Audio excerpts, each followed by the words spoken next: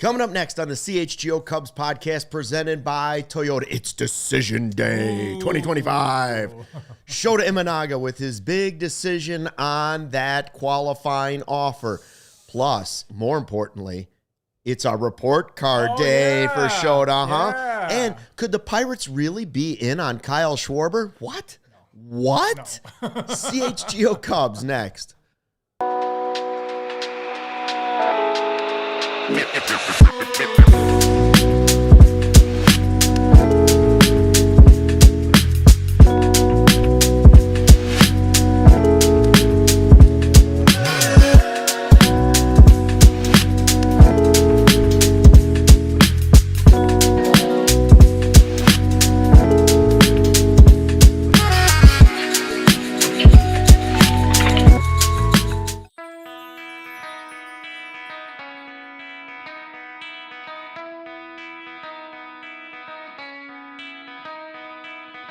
Hey, Chicago, what do you say? It's the CHGO Cubs podcast presented by our friends at Toyota. Let's go places. It is Tuesday the 18th. It means it's decision day for a lot of baseball players. Shota Imanaga, will he or won't he accept that qualifying offer of $22 million from the Cubs? Maybe we will find out live on this show, but one thing we can guarantee is you will find out what grade we gave him for 2025. It's also the Rule 5 thing. Got to protect guys. Should somebody be moved up? I've seen Christian Hernandez. Should he get moved up so he's protected? Prospect that the Cubs were once very, very high on. Anyways, we'll talk about all of it, plus Schwarber and the free agents and all the other moves and possibilities for the Cubs. I'm Luke Stuckmeyer. This is Justin Roman, and it is Tuesday, so that means it's Tuesdays with Roman. Back-to-back, actually. That's right. Yeah. And our guy Joey is multi-talented. So not only does he help host the show, but he also is producing the show today because we are shorthanded. I'm the octopus of CHGO. That's right. You are. And You are. I think he's doing Bulls after this. He's got a Big Ten podcast after that. I think he's in charge of cleaning up the room the other day. I am. I'm also going to be redecorating. Very Redecorating. He's going to be I painting a few rooms. Do you like Formica? Do you like waterbed? I'm bringing it all back. Waterbeds are coming back. I had no idea. Isn't that crazy? They went away just like that. Like some of my buddies had waterbeds, and then like you don't ever hear of them. When's ever the again. last time you heard somebody talk about a waterbed? I was going to say, seriously. is it's the been waterbed- 30 years at least. Is the waterbed the coolest, unhealthiest thing since cigarettes for us? like that was so bad for your back, but everyone thought it was like the But coolest did thing anybody ever. ever enjoy it? Like I laid on one once and I was just like, Yeah, my it's God. not great. It's like, who came up with I have this some idea? stories, but Sounded like a good idea. Not appropriate for CHGO Cubs. Yeah, right. Okay, we'll save that. That's for the after hours. I think Yes. that's the brick by brick one that Braggs does. All right, I'll be on that one. All right. Hey, it is time for our Taking the Temp segment. Your trusted local experts, Four Seasons Heating, Air Conditioning, Plumbing, and Electric. Visit fourseasonsheatingcooling.com for all their special offers and money-saving coupons. That's fourseasonsheatingcooling.com. I want to take the temp on what you guys think about this. Before we get into all the Cub stuff, let's go former Cub. Kyle Schwarber, we dream. Plesac told us 25%. He gave us 25%. So you're saying there's a chance. They were saying there's a chance that 25%. But we've seen the Red Sox are going to be hot to bring back Schwarber. They had him for a little while. Morosi said that he had checked in. Of course, the Phillies probably desperate to keep that type of production on their team when the team that they feel like actually could win the World Series. Yeah. And then Jeff Passan throws out this team, the Pittsburgh Pirates. Like what? Like the same Pirates that we know? Listen, first let's take it for what it is. Jeff Passan said it, so I believe it. Yeah, that they are checking in on Kyle Schwarber. Let me say this. If the Pirates and Reds actually got serious about spending money, we'd be in trouble. Yeah. Because they have the young pitching. Yeah, they do. And Schwarber, the Pirates is weird for me, but isn't Schwarber from Ohio? Ohio, so yeah. the Reds would make more sense because of a local boy, right? Right. The Pirates may be ready to spend some money, and they may want Kyle Schwarber. I texted you earlier. I bet my life savings there is no way that Kyle Schwarber is choosing the Pirates over other teams that are interested. You know what though? He not only did he fit Chicago, blue collar guy, he fits Philly, but he would fit Pittsburgh, like blue collar city He like looks like a Pittsburgh. Like, Yinzer. He'd fit in anywhere. Let's be honest. He'd be great anywhere. Yeah. My two thoughts on this is the first one is, what would the number have to be that would be an overpay for the Pirates to actually secure the services of Kyle Schwarber? Because let's be honest, he's 32 years old, and Kyle Schwarber is also, he's about hitting bombs, and he's about winning. Yep. And just because Kyle Schwarber comes over and Paul Skeens doesn't automatically make them Not at all. the belle of the NL Central ball. So what would be the Makes number? them scarier, though. I don't want it. Well, that's the other part is, as a Cubs fan, outside of like the Cardinals and the Brewers, I mean, is there any other what other place could Kyle Schwarber go to that would make you more mad? I stand behind the fact that I do not think he signs anywhere else besides the Phillies or the Cubs. I think that those are two organizations that he really gave himself to. There's some sentimental value there. I feel like, again, I'm putting all my money on the fact that be it Phillies or Cubs. I'd be shocked if it's any other team. But Joey, good point. If somebody comes in with a massive overpay, by the way, I don't think it's the Pirates to be the overpayers, but some massive overpay, maybe I'm wrong, but I still think it's Phillies and Cubs. He'd hit 700 home runs for the Yankees. I mean, he would literally hit like 700 home runs. Yeah. He may get to 500 with whoever he signs with next, by the way. I don't know a team that would make me mad. Well, he would never betray us and sign with the Cardinals. He would never do that. He would and never the Cardinals pull Wilson Contreras. Oh. So I don't think he would ever go there. It would scare me if he ended up in a place like Cincinnati, because I don't think Cincinnati's that far away from being a pretty good team in our division. They made the playoffs, right? Yeah, they're right there, and you add that bat. Yeah. And then that ballpark is very conducive to power and left-handed power in particular. And Yeah, so I'm not. I would rather him go to the Pirates than I would the Reds, but I don't think either one is happening. So, agree. like the Red Sox, Rossi talking about the Red Sox. Listen, the Red Sox are going to spend some money, and then you start to talk about, all right, we're talking about taking the temp. Well, which one do you feel warmer or colder about? I'm okay if the Cubs aren't going to be real factors in the Kyle Schwarber sweepstakes. If that, and that's the only, I mean, that's the first thing I want. We said that with Plesac yesterday. That's the number one thing I want. Yes. But if they're not, then I want him to get all the money in the world. And I want some team to greatly pay for Kyle Schwarber's services for him, but also for the fact that it might start to take some teams out of the mix for other guys. Like, what's the trickle-down effect? Yeah. Okay, the Red Sox are in on it. Well, then are the Red Sox in on bringing Bregman back? Right. Okay, he's going to stay in Philadelphia. Well, then who are they going to be out on? Like, are they who's looking for Dylan Cease? Are they going to have money left if they start to pay for Schwarber? Or I want all of these players to get max money. Yeah. Unless they give a discount to the Cubs. Yeah, right. Well, and also the Phillies are interesting because Sad. I kind of fell down a rabbit hole about Schwarber and the Phillies, and the Phillies apparently are named in this Japanese slugger, and they could probably get cheaper, and he's younger, and all those different things, and that might be a way that Schwarber ends up with the Cubs. I think we all agree the Phillies are probably the favorites, but if they have their eyes on this young Japanese stud that they can get, again, younger and less of a contract, then maybe, just maybe, Schwarber falls into our lap. So there's a lot of dominoes have to fall. I know we all know that, but it's going to be a fun offseason to see who goes where and what that means for our team. Yeah, the other really interesting part about this is there's the factor of one.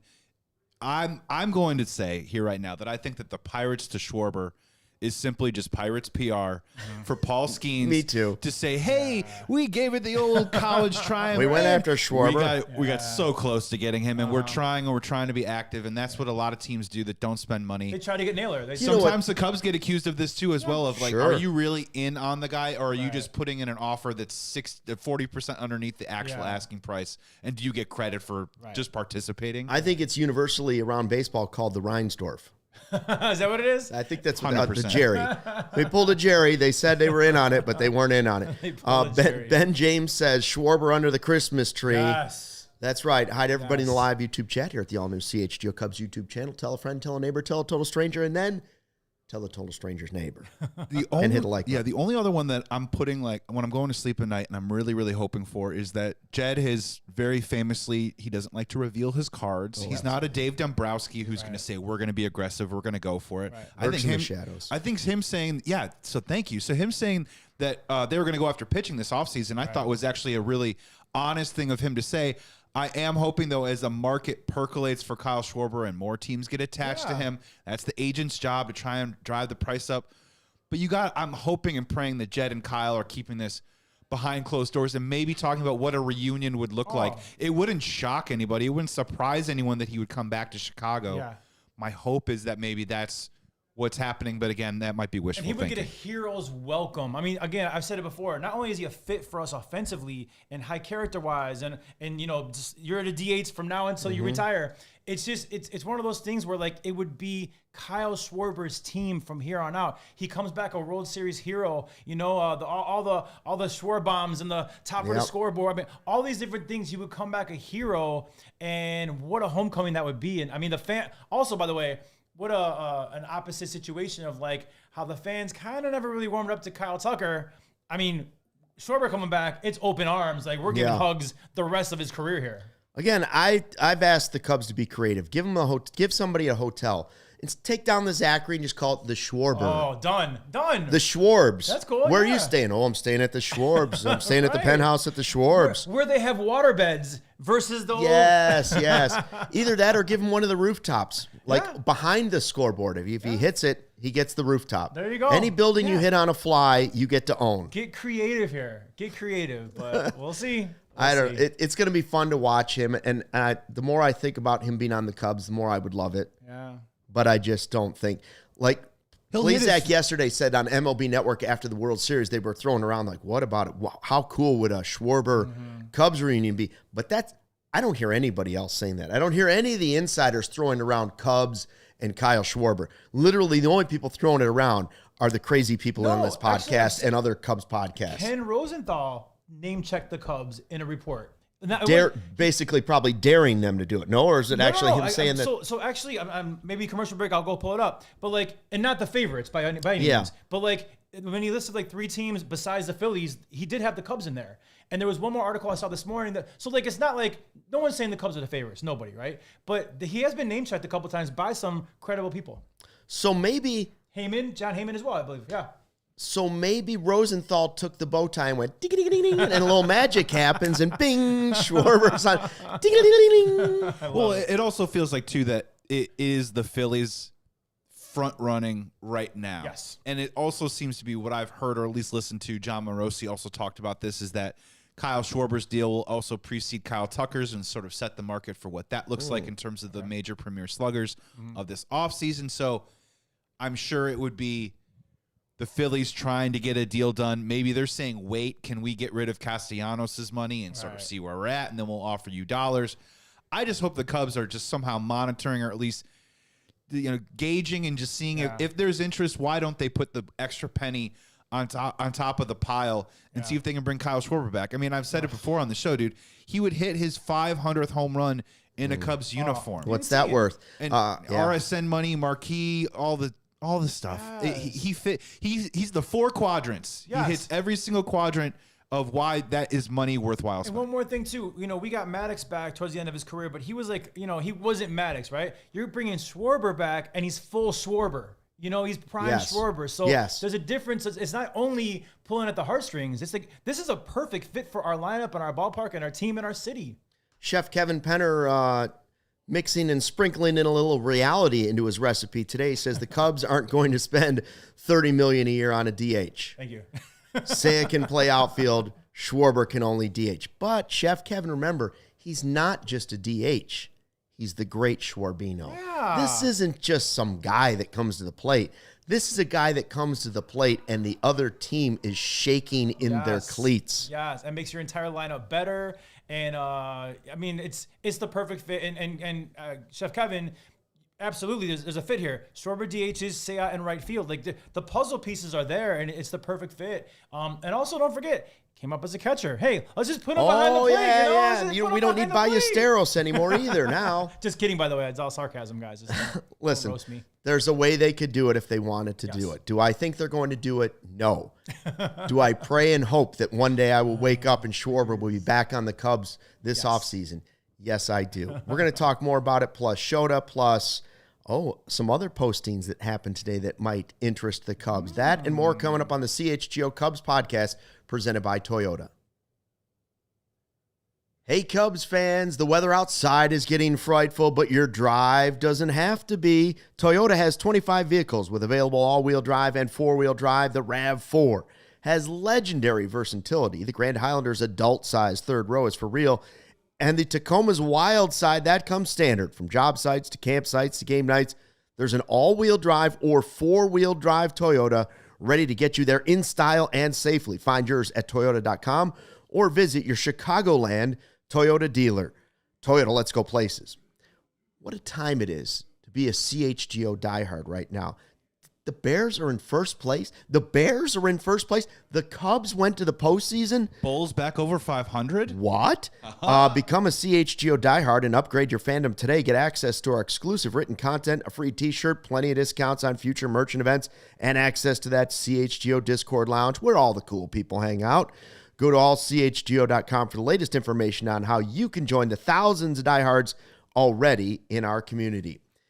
You know that moment where you're sitting there and the light goes off and you realize you left your favorite sunglasses at the beach or on the roof of the car or at the gas station 3 states away. I've been there. And also, my kids like to break sunglasses, but then I found Shady Rays, and it changed the game. These sunglasses are made for real life, seriously good-looking, polarized, durable, and not stupid expensive. And here's the wild part. If you lose or break them, or your kids break them, even on day one, Shady Rays will send you a brand new pair. No guilt trip, just replacements. So now I wear my sunglasses without fear on hikes, at concerts, on the boat, wherever Shady Rays is eyewear that has your back. We've teamed up with Shady Rays to bring you this exclusive offer at shadyrays.com. Use the code CHGO. 35% off polarized sunglasses. All you got to do is type in CHGO. Welcome back to the CHGO Cubs podcast presented by our friends at Toyota. Waiting on the possible news from Shota Imanaga. Will he decline? Will he accept $22 million to play for the Cubs this season? Luke, really fast. Yeah. Your gut. Does he do it or no? I think he takes the $22 million. Really? You yeah, do? I actually think he might do it. All right. I don't know that I think he should on his end do that, but I think he really liked it here. I agree. The only thing I think of is that, all he has to do is get more than that on the open market for a multi-year deal, right? Yeah. So I feel like if his agents are probably like, yo, you should definitely turn this down and then get like a $35 million deal for whatever it is, right? But you're right. If he loved it that much in Chicago, take the $22 million, you're not going to starve, right? What if all the fans that don't want Shota to take the $22 million, the ones that are sitting out there, what if it turns out he doesn't take it and he goes out on the market and the teams are all thinking the same thing those fans are? Boy, he gives up a lot of home runs. Boy, a lot that happened. He's not worth all this money. And all of a sudden, his market isn't that, and he ends up signing with the Pirates. The Pirates. Well, I said earlier. Somebody with a huge outfield. I said earlier, it's tailor-made that the Angels signed him to like a 3-year deal for way too much money, and they go, hey, we signed a former All-Star, and the fan base goes, wow, this is really cool, but it's not exactly what you think it is. Mm-hmm. I guess the formula is $22 million this year. Even if he's like mediocre or as perhaps bad as he was in the final month, he's still probably a 10 to 12 million a year pitcher. The year after that. So 22 plus 12 on the on the low end side, he still is bagging 34 million. So maybe that's the decision that they're trying to make right now. Because let's be honest, I think we might all agree. I don't know if Shota Imanaga will ever make $22 million in 1 year ever again. Yeah. No, and I don't know what he would make to go back to Japan either. Like, say there's no baseball in 2020, after next season, 26, and then 27, there's no baseball here. Sure, Bruce Levine threw out he could go back to Japan and play while we're not playing baseball here. He'd have $22 million in his pocket plus whatever he could go back and play for in Japan. Yeah. Does that add up more than what he might make on a 2-year deal to play somewhere where he doesn't want to go? I don't know. Yeah. I don't know the answer. One thing that does scare me is when you think about Shota's decision, and for all the people that say, 22 mil is an awful lot to spend on a guy that could be your 4th or 5th starter. It is. That's true. It is. However, without Shota, if he ends up saying no thanks, you're looking at Cade Horton, Matthew Boyd with a ton of innings on his arm from last season. Could still be great, but we don't know how he's going to bounce back. Right. J-Mo's your number 3.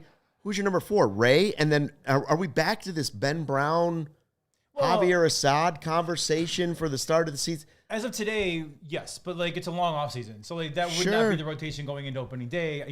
I've said before, I'll say again. I think we're getting a free agent starter, and I think we're going to trade for a starter as well. So yeah, like on paper, that would be today the rotation without Shota, but that's not going to be what it is opening day.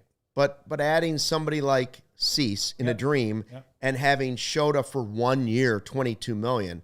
I don't see why that would be the worst thing in the world. Oh, it wouldn't be. No. And honestly, I could talk myself into either decision. Like, and one more thing about Shota, if he turns it down, his agents might be telling him too, like, he'll be attached to a draft pick, right? So that hurts your value as well. So like, I don't know. I could talk myself into either one. If he's our fifth starter with some upside, because don't forget, and we'll get into it with the grades, last year he was great. He was great last year. And for the first half of this year, he was also really, really good. So was this fall off injury related? Like he could be your fifth starter, yeah, but he could have the upside of like a 3 or a 2 if he goes back to who he was. And there's the possibility that the Cubs could have a Japanese pitcher in their rotation next year. What if it's Tatsuna Imai? Officially posted today. Bob Nightingale says top 5 pitcher on the market. And could be the biggest contract. Yeah. So factor that in. Like everybody that says, listen, Imai can throw some heat. He's a different type of pitcher. He's young. He's younger than Shota. All these things.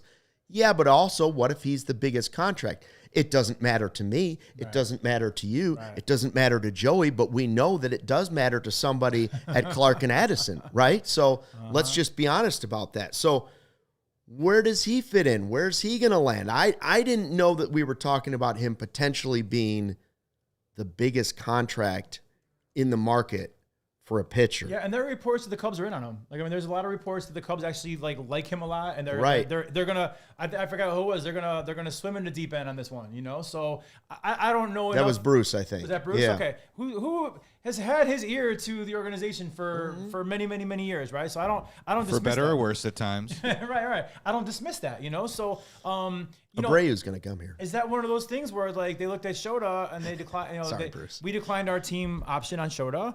And this was the younger, harder throwing pitcher that we can grab, and you upgrade then your rotation. So we'll see what happens. But by all accounts, we're in on this guy, and he looks pretty good. Holly says, don't forget about Justin Steele eventually coming back. Listen, I'm hoping for that. I want Steele to be Steele, but I saw Alcantara try to come back from Tommy John in the first part of the season. He wasn't very good. Yeah. And we don't know, even though we've seen now Steele throw a ball, and I have all the confidence in the world that he is doing everything he possibly can do because he's a bulldog. I believe in him, but you can't, in my opinion, you can't count on Steele next year if you're the Cubs. You want that to be this golden bonus that comes down from the heavens and great Steele lands back in your rotation. If you're smart about it and you're realistic about it, even though you believe in him, you have to hesitate and say, that's a bonus play this year. That's the key, right? If you are a Cubs fan and you love Justin Steele, you want Justin Steele coming back and being Justin Steele. Right. Yeah. So to do that, you have to be willing to be as patient and as flexible with this process as possible. We're talking about, should Brandon Woodruff maybe sign with the Cubs, or where is he going to go? He lost 3 miles on his 4-seam fastball when he came back from Tommy John. He could possibly get it back this year because maybe it takes time. Right. Justin Steele, never a big high-velocity guy, but definitely he depends upon other pitches, but definitely needs it to be at least 92, 93 to be effective. So I'm just banking on Justin Steele to come in and swoop the day for the Cubs. I just think it's not a fool's errand, but I will say it's maybe just a little unrealistic right now. I just want Justin Steele to come back healthy, and whenever that is cool with me. You can't pencil him in for your rotation right now, but I would be like, all right, he's a 6, right? And then if he comes back better, stronger, the whole 9, you can great problems to have if you have too many starting pitchers. Oh, preach to me, Justin. That's what I've been saying. If Steele comes back and you've added a guy like Cease and Imanaga happens to be here, and you get to the end of the season and you look at it and say, oh, we've got an excess of pitchers. We're not going to need all these guys. Then you can trade Imanaga and his expiring deal to a team and get something back. Absolutely. If he's having a good year. How about this? Or Tyone or whoever it might be. Yeah, and with Shota, if he goes back to his old self And he does have a really, really good first half of the year. Like now you're talking about making an actual trade that's going to get something back for you, you know? So yeah, you can't, I would not put Steele in my top 5 of the rotation yet. But man, what a great problem to have if he comes back and he's a beast, and we give him the right amount of time to not rush it and everything, and you know, because all that matters is we know is playoffs, right? So get him healthy for the stretch run and some things under his belt a little bit, and if he's back to being who he was, and you can go into the postseason with him, that's great. Right, and keep in mind, I think one of the huge lessons of this season was that I think the Chicago Cubs made the playoffs by how they played in the first 2 months of the year. Yeah. Right? They got off to a great start. Yeah. I thought that was absolutely crucial to their success. So, great. Justin Steele will come back at some point next year. I think everyone will agree he will not be on the opening day roster to jump, right? So, who is it going to be that fills in for him? Who's eating those bullets? Who's eating up those innings? And if you're cool with Colin Ray doing it, you know, go forth, and that's great. Personally, I think the Chicago Cubs can do a little bit better in terms of at least coverage for that 2 months of the season and then seeing where Justin Steele is at from there. I know we're going up against the work stoppage thing and we're looking at it, but don't just throw away the season. Agreed. Go all in for this year. That doesn't mean you have to sign somebody to a 10-year deal, but there are ways to make this work where you could be the Cubs rotation could either be a complete strength going into next year, or it could be just another question mark on a roster that exceeded projections a lot last year and got us to the postseason. But will they all exceed projections again? Rotation is the one spot where you can look at this team and say they could have a great advantage over the rest of the division. They could. It's solid to its core right now, but I think all three of us have been banging the drum to, if you can get some more of it on the top end to pair with Cade Horton, more elite, I think that's what takes the Cubs rotation to the next level. I get the Zach Gallons out there. I totally understand that. He's a very, very solid pitcher, but we have a lot of solid right now. Right. I think we need some more really, really good, and I think we're just that one or two pieces away from getting to that place. If you get someone like Dylan Cease, the trickle-down effect is gigantic, right? Because it's like, Matthew Boyd isn't a number 2 anymore. Now he's your number 3. Tyone going, like, these guys are sliding down one spot because you get somebody like a Dylan Cease or a Valdez or whoever it is. Like, the trickle-down effect is so huge, and you're right. Our rotation could be a real strength as long as they play the cards right. And don't get me wrong. Like, we keep saying Boyd, 2, 3, whatever. I'm not down on Matthew Boyd at all. What the guy did was spectacular this season. I love him as a Cub. Yeah. I love him in the rotation. But he had more innings on his arm this year than he's had in a long time. So you look at it and say, what will he be next year? I hope he's going to be the same guy. Actually, I hope he's even better than he was this year. Yeah. But, again, that's an uncertainty because here's a guy who was coming off a lot of injuries and then threw a lot of innings. Sometimes the arms don't bounce back. You got to be ready for it. I think encouraging, though, is that he didn't have any injuries last year. Right. No, so he went front to finish, and sure, he that last month you could tell he was definitely tired. You could tell that he was not the same guy. But he showed up in the playoffs a couple times, and so the fact that he had been injured in the past, but last year he was actually healthy.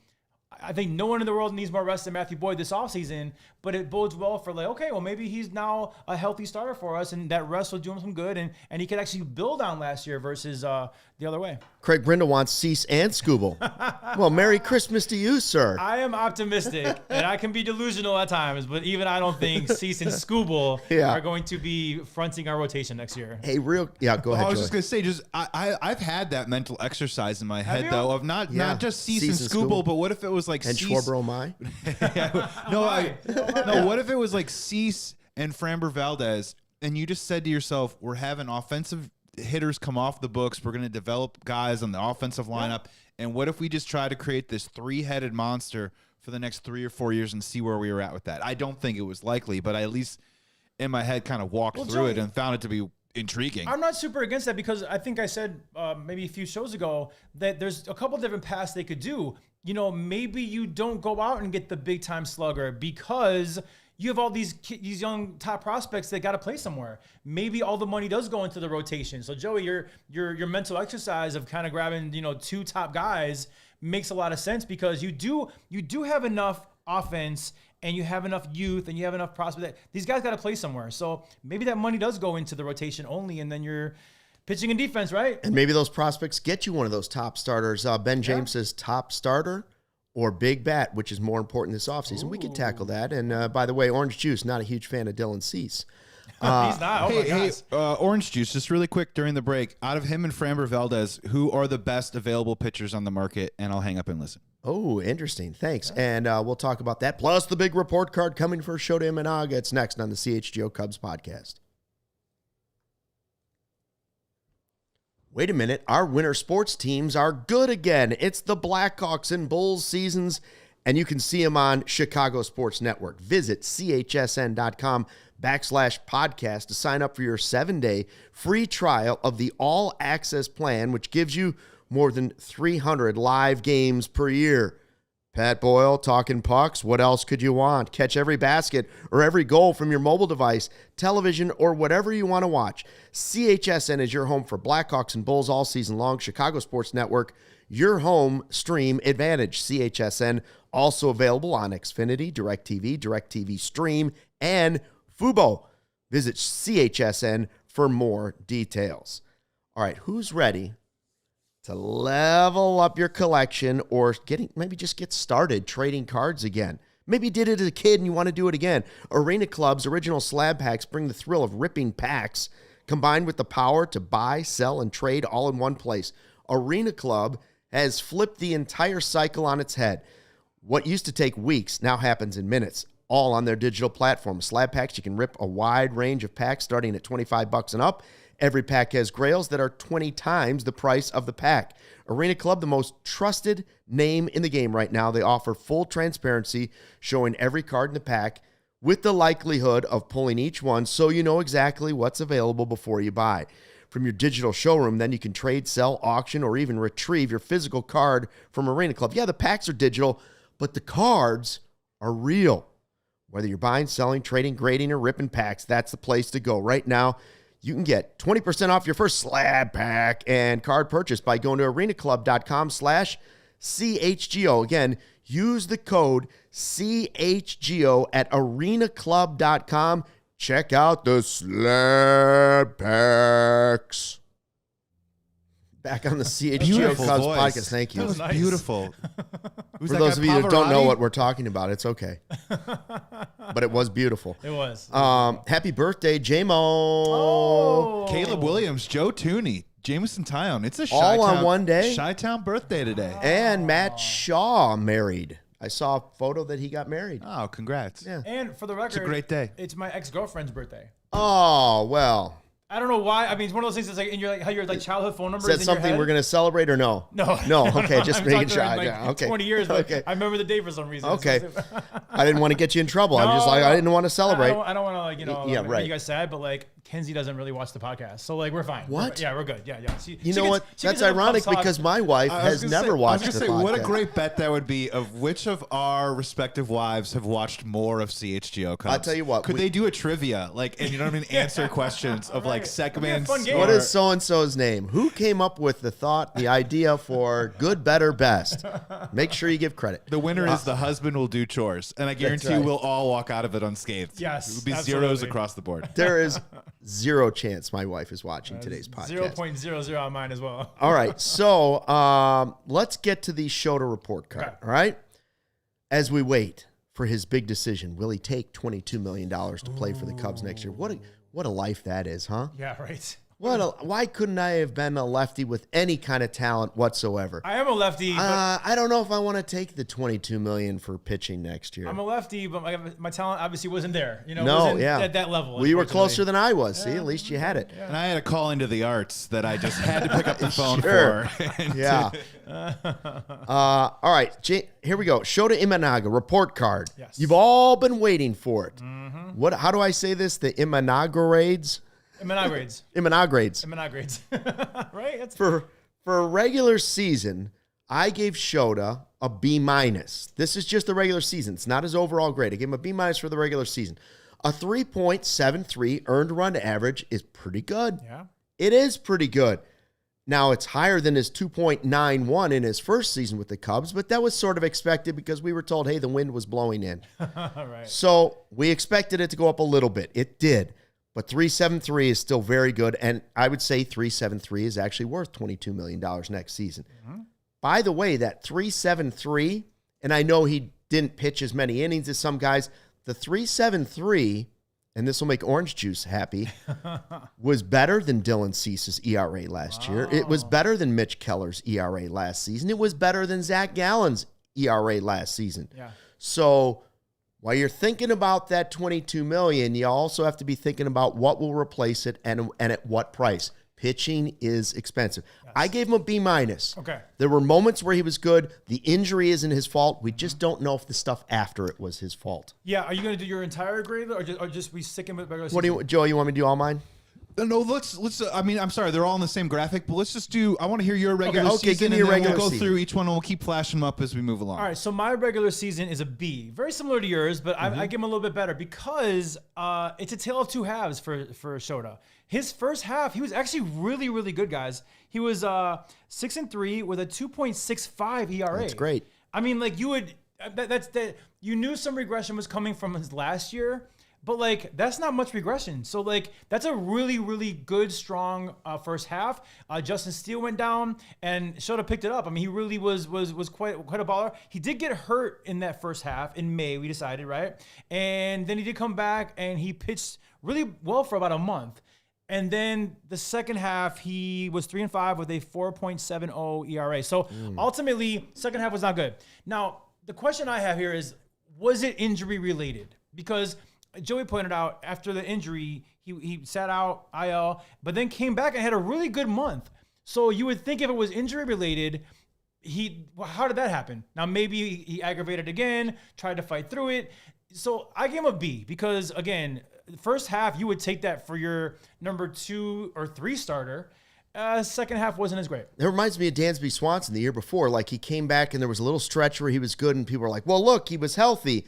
But that doesn't mean that injury didn't fatigue or worsen after a month of wear and tear. Yeah, right. Trying to get back to where he was. Like, that's possible. Somebody in the comments on one of our shows in the past said that Japanese players in particular really, really, really depend on their legs when it comes to pitching. And it makes sense. I mean, so, Shota having some regression and wasn't the same guy in the second half, and with a leg injury, maybe, just maybe, we can chalk it up as that. Now, would you bet your entire life on it? I don't know. So ultimately, I gave him a B, a little better than yours, but we're kind of on the same page here. Yeah. I'm going to go for regular season. We're all kind of in lockstep with that. I'm going to go B- on the regular season. Justin, I'm with you. In the first half of the year, I think he looked like Shota Imanaga for a larger point of the year. There's a couple of parts that really troubled me, and I think that got him in trouble. And I think some of it might have to correlate with the injury. Yeah. The first one we all know, 7.20 ERA in the first inning. Mm-hmm. All the other ERA splits are right in line with they're either low 3s or like high 2 point whatever. Okay. So he looked like Shota Imanaga in pretty much every inning except for the first inning. Mm-hmm. What was that about? The two parts that I also think about when you talk about that injury, Brendan Miller on CHGO Cubs Related has done a nice little deep dive on did Shota Imanaga he shortened his stride in the second half of this year. Okay. Is that because he didn't want to create too much extension and to put too much stretch on the hamstring, if you will? Either way, he lost 0.7 miles per hour on his fastball as the year went on. And then I looked this up too as well in terms of the splitter. The splitter whiff rate went down 10% this year. Wow. And I think we all can agree he's not a fastball guy. He's not. He is a splitter guy. Mm-hmm. And towards the end of that year, if your splitter isn't getting whiff rate anymore, that means it's up in the zone. Right. That means it's going over the fence. Mm-hmm. And we could see it in the playoffs, and we'll get to the playoff grades in a second, but you could tell he wasn't locked in. He was trying to find it. He was trying to feel it. And I can't help but wonder if it wasn't the hamstring, maybe his arm wasn't in the best shape because he had to sit down and change his throwing program. Yeah. Sometimes you build it up day after day after day. He was tipping pitches. People thought against the White Sox he got blown out in that start. Yeah. His that's when his velocity, everyone started going, what's going on? It was 89.7. Yeah. So I think this all kind of stacked up on Shota Imanaga. I think he's better than what he showed in September and in the postseason. I agree. I think the question is, what can he get back to? Right. And is it close to that all-star form? I think that's the question. Listen, what you just said points out something terrific. Why is Brendan working for us and not some major league team? Like he's really good. Like who the hell notices that the guy's stride was 3 inches shorter than it was? Like Who's looking at that nonsense? And I'll tell you who, the pitch doctor. The pitch doctor's focused in with his binoculars all the way from California. He's watching everything. He's noting it down on his notepad. And the final one that he noted was because of that shortened stride, his spin rate on his splitter sped up. So his splitter's the miles per hour on his splitter was actually more than it usually is. Wow. So if your splitter's going too fast, maybe it isn't tumbling the way that you want it to. Maybe it's all hip bone connected to the knee bone on this. And there's something mechanically out of whack with Shota that with that correction, he can get back to it.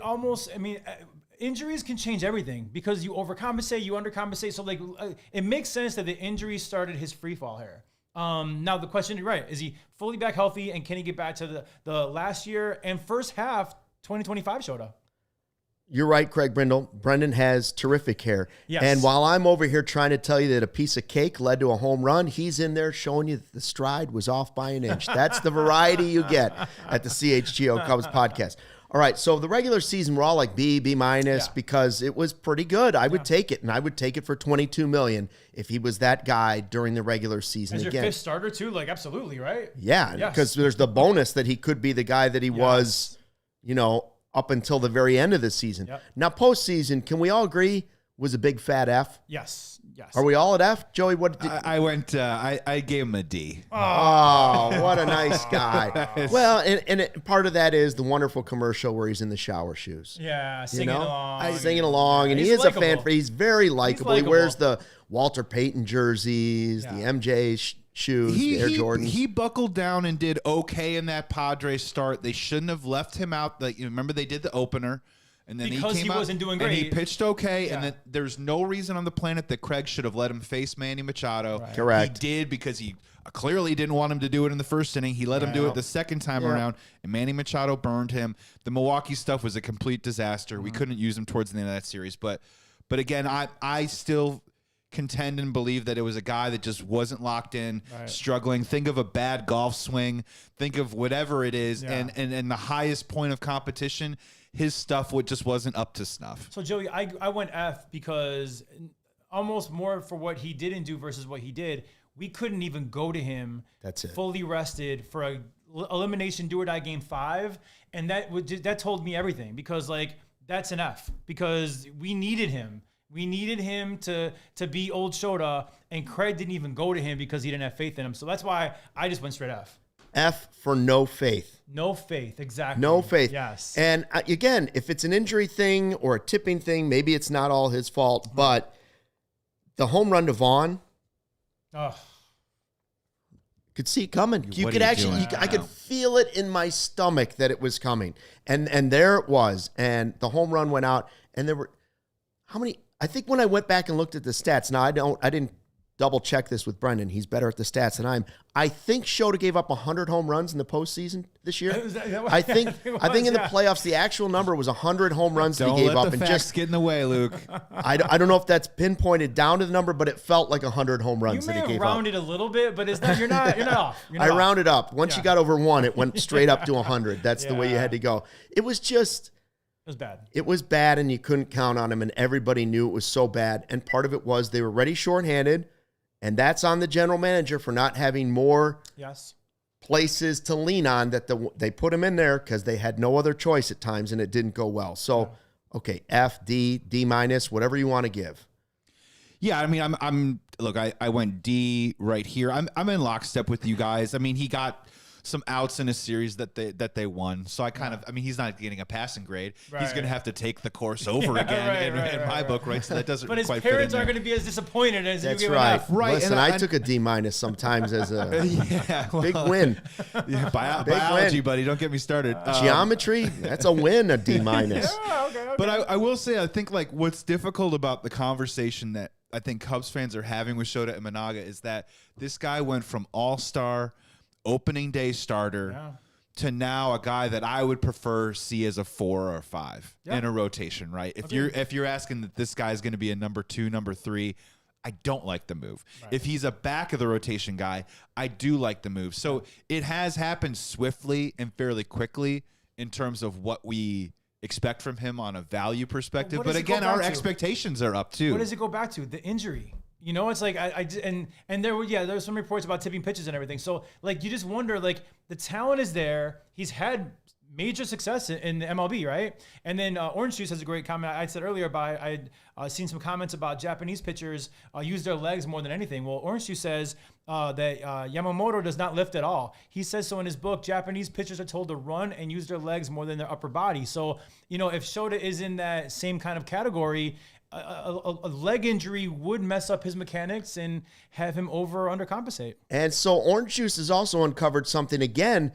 Most people didn't think Yamamoto and I had anything in common, but we do. What is that? We don't lift at all. You both don't lift at all. Don't lift at all. So there you go. I was more like him than I thought I was. I love it. So, all right, let's go to overall grade for Shota. And I think for me, because there's an F, I can't go with a C passing grade. I've got to at least go C minus. Okay. And I mix that in, and I think personally, for me, that's fairly generous because of the way it ended. Yeah. Right? And that's the recency bias. And I tried to factor in the recency bias and when it was the most important. And if he had been the regular season guy when we needed him to be at the end of the regular season, they would have been on to the NLDS to face the Dodgers. No, you're right. Simple. A lot of things could have happened, but if Shota was better, they would have beat the Brewers. Yeah. I went straight C. You know, what's a C? It's average, right? It's just average. And we've gone over the numbers. He was phenomenal in the first half. He was pretty bad in the second half, but overall, his numbers as a regular season were pretty good. I mean, you take that out of your number 5, you might take that out of your number 4 pitcher, at times. So all things considered, the postseason was a disaster. There were stretches in the second half that were also disaster-ish, but overall, I give him an average season. It was because it was great, then it wasn't, and then it was horrible. So I give him a C overall. Brandon Woodruff accepting his qualifying offer from the Brewers of $22 million. That's from Rosenthal and Heyman. Sorry about it. So maybe we get, so don't think that Woodruff is coming over on some slick deal to the Cubs. Wow. Good for Brandon Woodruff. Just very quickly. Taking his $22 million. Does that, not to derail our grades on Shota Imanaga, does that accelerate maybe the Brewers' inclination to trade Freddie Peralta now? Ooh. Because of money? Yeah, maybe. Can't keep this, can't keep that. would Can't take keep him. both at the same time. They would never trade to us. Couldn't do it, could you? They would never trade to us, though, right? But, like, I would love Peralta. Yeah, in terms of my overall, which is Shota really quick, I'm with you guys. I'm going to go C minus here. I've said it before on the show, 20 and 25 starts. He went at least 5 innings and gave up 3 runs or less. For some people, they view that as a quality start these days. So better, more often than not, he kept you in the ball game. Nothing special, nothing great. And then, the injury, the home run ball, he gave up, I believe, 20 home runs over his. Oh, excuse me, he gave up 10 home runs over his final 27 innings pitched. Yeah, it's not good. Facing the New York Mets in September, I contend this that, like, I don't know if you guys watch, but like, Vic Fangio owns Jared Goff. You know what I mean? Some guys just have certain dudes' numbers. Right. The New York Mets have Shota Imanaga's number. Yeah. And that also that helps kind of like grease the skids a little bit for him completely derailing into the season. So going with C minus, disappointing year. Here it is, Shota. Patrick Mooney. Let's guess. Shota Imanaga will be returning to the Cubs on a 1-year, $22 million deal. League source briefed on his decision said Tuesday's deadline to accept or reject the offers. So Patrick Mooney says he's going to be back. All right, Luke Stuckmeyer, I'm going to tee you up right here. Now, wait a minute. Attribution, my guy, the Moondog, Patrick Mooney, was the first one I saw on Twitter. With all right, it's time. They do it on CHGO Bears all the time. Luke Stuckmeyer teeing you up. I want your Luke Stuckmeyer instant reaction. Shota Imanaga takes the qualifying offer. What do you think? $22 million is overpaying for Shota Imanaga, but not for 1 year. You can't just let pitching go out the door. I think it's a good thing for the Cubs. It doesn't stop that they can do anything else. Right. They still could go out and sign a big money guy like Cease. They still could go out and trade for a Mackenzie Gore. They could do all those things. There's no reason you can't stockpile starting pitching. If you get the Shota Imanaga that had a 3.73 in the regular season for an ERA, even though he was bad at the end, if you can get that guy that it was before in the first half of the season, it was like a 2.65. 2.65. Yeah. If he's that guy before the hamstring injury again, all of a sudden, and you add Cease or somebody else, and maybe Steele comes back, It's not the end of the world. Yeah. And it shouldn't impact you from spending that money somewhere else. It's $22 million. Yeah. Tucker's coming off the books, guys. And also Turner's off the books, guys. Think about this too. Like, props to the Cubs. They played this right. They didn't want a 3-year deal on Shota.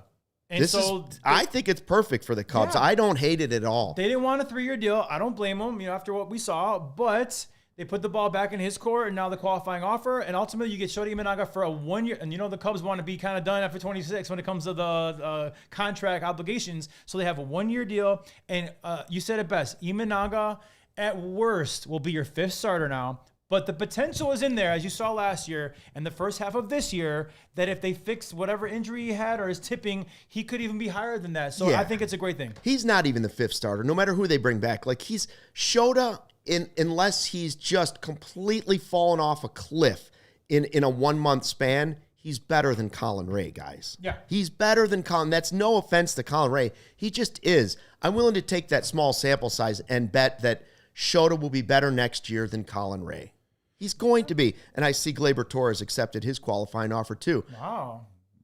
A lot of money raking in. Interesting. $22 million. Cash those checks. Is it overpaying for a 4th or 5th starter? Not because it's just for 1 year. It's a 1-year deal, right? Tom Ricketts is probably doing snaps for Jed Hoyer on this one. Like, hey, 1 year, that could be off the books again. Yeah, my first thought about this is, as a fan, I love watching and rooting for Shota Imanaga. So I think just on an entertainment value with a good guy in the clubhouse that makes me smile, that I want to root for, this is a plus for Cubs fans. Yes. On the field, Luke, you just kind of teased it. The Chicago Cubs are slowly building a team of walk-year guys. Yes, they are. There is an interesting number of guys now between Jameson Taillon, Seiya Suzuki, Justin Steele, Ian Happ, Shota Imanaga. Mm-hmm. I'm probably missing somebody else, but now all of a sudden there are a lot of prove-it-year guys on this Cubs team. Yep. What the Cubs do to maybe commit to what the core looks like over the next 2-3 years with a couple other acquisitions, yet to be seen. Right. They've got young players that aren't even arbitration eligible yet, but there are a lot of veterans now with a lot to prove, and Shota Imanaga just got added to that list. And I think the team itself, the way it's constructed, lends itself beautifully for a big free agent ticket pitcher, for a big free agent ticket hitter, and or a big trade, because you, like you said, a lot of that money's coming off the books next year, and you have a lot of young. I get so excited when I think about the future of the Chicago Cubs, and again, props to them. And Ricketts is probably happy. He didn't want the $57 million 3-year deal for Shota, but you know what? 1 year, $22 million with big upside. I mean, I think it's a win for the Cubs. Think of it as chess pieces, okay? Mm-hmm. He's $22 million, but he's coming off the books potentially, just like Ian Happ is after the season, just like Taillon is after the season, just like Seiya Suzuki is after the season. I believe just like Carson Kelly is after the season. Like, it goes on and on. That's what Joey was saying. But again, now look at the rotation as a whole. Mm-hmm. How do the chess pieces move? Okay, Cade Horton is your ace, most likely going into the season. Let's just for now say Boyd is your 2 until something happens. You got Taillon. You have Shota. You hopefully, in a wild card, have Steele coming back eventually. You still have Colin Ray as your 6th guy kind of hanging around there. Javier Assad. How will this impact Assad? What happens to him? Do they ship Ben Brown in a deal? Does Ben Brown automatically move to the bullpen? I want him in the pen. Okay. But how does it affect other moves? You spent $22 million on your rotation, but it's short term. Mm-hmm. So does that allow you now via trade, instead of going and spending the big money to go get Cease, does this make it less likely that they go get Cease? I don't know. Or does it make it more likely that you take prospects and you go get maybe a Mackenzie Gore and then look at him for a year and say, all right, you made it through half a year. Now we're going to give you your big deal, Mackenzie Gore. And just quick breaking news, Holly Walker here, will confirm on Twitter, claims that Zach Allen turned down his qualifying offer. So it looks like Zach Allen may be entering free agency. I'll confirm that in a moment. Wow. The Cubs needed 2 pitchers. Some would argue 3 starting pitchers this offseason. Now we know that either one of the 2 or one of the 3 is Shota on a $22 million deal. A 1-year deal. It's not a gamble. If he stinks, you hope that you move some other things up, and you wasted $22 million. Yeah. But we had a season of Kyle Hendricks that wasn't great in his last season in the Cubs uniform, and it was about using him correctly. Maybe you just need to use Shota that way next year. Amanda was asking a question earlier, and I think I know the answer, but does his no trade clause go away? Yeah, there's no trade clause. Like, he's now, if all the stars align and we grab somebody and we trade, and Justin still comes back as a stud and everything, and Shota Imanaga can be traded, correct?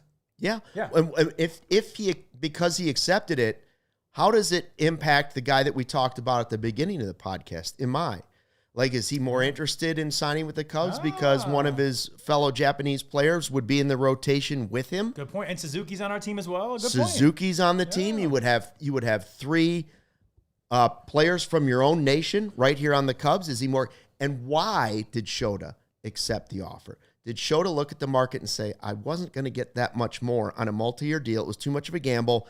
I like Chicago. I like what they're doing. I'm comfortable here. We don't know the answer until he tells us what that is, but all of those are possible. I think you were onto something when it does give him the optionality. If there is a work stoppage, he can go home and pitch in Japan. Over there if possible, make some money, then maybe even come back. It also gives him an opportunity to re-enter the market, where if he has a good season, maybe he can get an AAV of multi-years of $18 million from some other team, and now he's taking that $22 million and turning it maybe into $70 million over 4 years with the cumulative of the whole deal. Per John Heyman, Zach Gallen is opting out of his qualifying offer. Not really Cubs related, but also Trent Grisham also opting out of his deal too as well. And now that Shota Imanaga is back on the Cubs, just really quick, just another quick adjustment, just really fast. And hopefully maybe he's on the Cubs show. I'm changing my grades for Shota Imanaga just I am really too. quickly. That's what I was going to do. I just wanted to change Shota, him. in case you're watching this, it was all A's, baby. It was all A's. Now that he's a Cub in 2026, I am going to talk myself back into all-star form, Shota. No, that's ridiculous. I'm not bringing him from a C- up to an A+, but I will go B for I believe. All right. I believe. Shota, you got to believe. If you're watching Shota, the real cards, I was a little higher than both these dudes on all grades. So just remember that if we're playing favorites. But like a half a letter grade. Come on now. Yeah, just a little bit. Jesse Rogers saying Michael King is not accepting his qualifying offer from the Padres. So there's another guy that you could add to the list. Now, the Cubs have been named in the Michael King market as well. Just so you know, I think it was Morrissey, I want to say. Yeah, Cease and King. He name-checked the Cubs on that too. So, yeah, well. He scares me. Really? Yeah, I mean, he's got swing and miss. I get it. He was that Swiss Army knife with the Yankees. I get it. He had a good season. I get it. But last year, shoulder problems, knee problems, control problems. He looked good against us in the playoffs.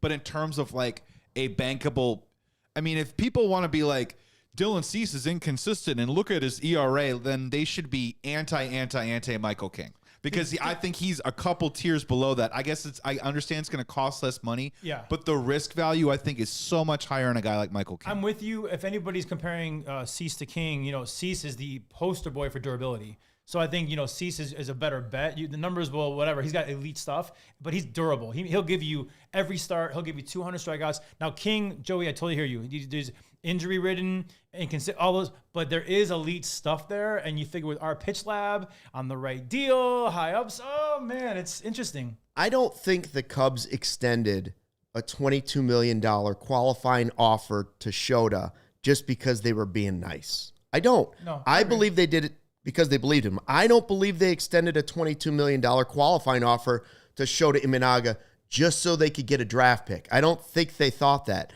I think they looked at it and said, $22 million, it's a little bit of an overpay. But what if you were going to, do you like him for $22 million for 1 year and the potential upside that he goes back to being a number 1 or a number 2? Or do you like the fact that maybe one of these older guys, Scherzer or somebody, is worth that for one season and they catch lightning in a bottle at 41 years old or 42? Right. I'd put my money on Shota in that conversation. I would too. So some people are upset by it. I think this is actually perfect play for the Cubs, the way it worked out. It's great for the Cubs. They played their cards perfect in this situation. And Luke, I know we talked earlier about, I named Shota as my 5th starter. I want the Cubs to operate this offseason like Shota Imanaga is your 5th starter. I want everybody you bring in better than that. I want the Dylan Cease. I want whoever it is, I want you to operate as if Shota is your 5th starter. Now, listen, again, he's got the capability to jump back up and fix his stuff to be number 2, number 3, but I want you to operate as if he's your 5th and you're trying to outdo that when you're free agent signings or your trades. We may go overtime here for a minute or two today because this is today's so big. The day, huh? Today might be the day we're going overtime because it. I have a question once we go to overtime for the Cubs fans out there about Shota versus some other player on the Cubs team. Okay. And so I'm just sitting there. We're talking about the rotation. We're saying Shota is a 5, and I agree. That's a dream world. Like if you can add 2 more guys. Right? If you can add 2 more guys, or at least add a big pitcher and then a flyer on another Colin Ray type guy, a reclamation project of somebody that's out there, Frankie Montas. No, I don't want that. But Michael King. We're saying 5, but which is more likely for someone to land as like the Cubs' number 3 pitcher next year? Taillon or Shota? Who would you put your money on? Now, I loved what Taillon did last year. I loved it. But who's more likely to really be higher up in the rotation when you're just doing ranking of who I believe in at the end of next year? I can't just give that to Taillon. Shota's pretty good pitcher for 2 years, whether he was lucky or not. He is, but I go with Taillon. Okay. I think Taillon is... I think that's fair, too. Yeah, I think everything Shota didn't show me down the stretch into the playoffs, Taillon showed me down the stretch into the playoffs. And, I know there was some injuries last year, but overall, Taillon has been pretty dependable, and we call the Mr. Quality Start. I think that maybe, just maybe, the upside could be greater with Shota if he regains his form and goes back to last year's Shota. But I think, all things being equal, I have more faith in Jameson Taillon next year than I do Shota Imanaga. I think sitting here right now, I agree with you that Taillon probably gets a little bit more trust right now because there's 2 major concerning things that Shota needs to figure out, right? Is one, his fastball velocity. I think when we did the metrics, it's like 90. It was 98th in the major leagues last year, so he needs to try and get that back up into the 91-ish range. And then, as we mentioned, his most potent pitch, that splitter, he's got to figure it out, and he's got to lock that back in. Yeah. If he doesn't have one of those things, he needs kind of both of those things. If he doesn't, then he's in trouble. Jameson Taillon has a more proven track record. He's been around. He's durable. He's consistent. He's maybe not top end, right? But the consistent factor right now, I think I'm probably leaning Taillon as well. And he proved he was a big game pitcher. 2 elimination games in the postseason, and he was great for both. He was. So he's my choice right now. I would say this hasn't changed my thinking though about what's the bigger play. Somebody asked in the chat before we went to one of our breaks, big slugger or frontline starter. I still think it's probably frontline starter because it's a place where you can actually take a grip hold on the division and say, man, look at the guys we are going to march out 5-6 days a week. Yeah, I agree. You still have a chance to do that. And I also think Shota being the player that comes back, I now want strictly right-handed gas. That's what I want because now you have another softer tossing lefty to contact type of guy. He's back in, whether it's for 1 year or not. I'm not saying I wouldn't take 2 guys, but if you had to ask me what is the prototype of the guy I want to be acquired, whether it's via trade or free agency this offseason for the Cubs, I want that frontline pitcher to be right-handed, and I want him to throw mid to upper 90s. Is there anybody on the market that checks both those boxes? There are a few. Yeah, there are a few. Is Dylan Cease maybe? Dylan Cease is on that list. Yeah. I'm with you, man. I mean, I'm really excited. I mean, the not knowing, the unknown of Shota Imanaga, will he or won't he? It's good to know that he is. And I think the rotation is taking shape. And I mean, I'm telling you, man, give me someone like Dylan Cease, and I feel like this rotation is just a dream. Horton, Cease, Boyd, Taillon, Shota. Oh yeah, Justin Steele rehabbing his way. It gets me very, very excited. Real quick, Joey, what he's saying right now, you listed all those names. I'm not going to guarantee that all 6 or 7 of those names are going to have great seasons next year. But when you start stacking up that many guys that have a chance, now the chance that you're going to get 4 or 5 of them to have really good seasons is way better. And that's what I'm looking for. certainty in that rotation. And when you're looking at door number 1, door number 2, door number 3 right now, the $22 million pickup qualifying offer by Shota Imanaga. Now, if door number 3 was trade option, I think that now is definitely back on the table where that swings open. That if you're as a Cubs fan, you're like, well, the front office, now that it's $22 million off, no way they're going to give a pitcher $30 million in the open market. Well, that also means now Joe Ryan. Right. Pablo Lopez, Sandy Alcantara. Joe Ryan, add Joe Ryan to this rotation. And now all of a sudden, you're just paying out of your own prospect pool to make your rotation better. If you are going to spend that $22 million on Shota, I would still open up the checkbook. Yeah. But I think now the trade possibilities with Shota accepting this, I think those just went up as well. And are you more likely to include, because it's 1 year, Assad in a deal that somebody might be interested in, or Ben Brown that somebody might be interested in? I'm not looking to take away from that pool of pitchers. I'm just saying eventually if you're going to trade for a pitcher, the other team's going to want some pitching back too. I believe it was Baseball America put out the top 10 Cubs prospects. They re-ranked them and everything, and only 1 is a pitcher. Yeah. 9 are hitters. Because Birdsell is recovering from shoulder surgery. He probably would be in that list, but he was injured last year. So what I'm saying is 90% of our top prospects are offensive. So, I love, stockpiling pitching. Shota, love it. Go sign someone like Cease or Valdez, whoever it is. And also maybe you trade for somebody too. I think that, Luke, you're onto something. The more arms we can get, the better. We have a plethora, I love that word, plethora of offensive talent and offensive prospects, but we're thin on the pitching side. So money can cure that. Maybe you also trade from your plethora of offensive prospects and get an arm like a Mackenzie Gore or whoever it is. But I think that I'm getting really excited as it's taking shape. And, now the wish list becomes even greater for the Christmas under the tree thing. That's right. Amanda Mike says, whoever we go get has to be a number 3 because Tatsuna Imanaga is 4-5, Ray Steele for the contingency plan. That's right. And that's what I'm saying. Look at that. Tatsuna Imanaga, Ray, and Steele. You're talking about basically your whole rotation minus Boyd. And now you're talking about those guys being the back half of your rotation. So if Boyd can bounce back and Horton has been established as this guy and you add somebody, you have just turned this into a weapon in the National League as opposed to a bunch of question marks. We're going to talk more about it tomorrow at 2 o'clock. Kyle Tucker also opted out. Shocker. That's not shocking. He didn't take the qualifying offer? No, that didn't happen. So he is going to make more money than that.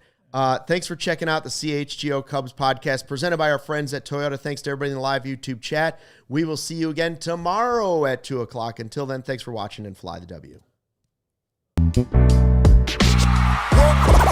all silly like the mayor.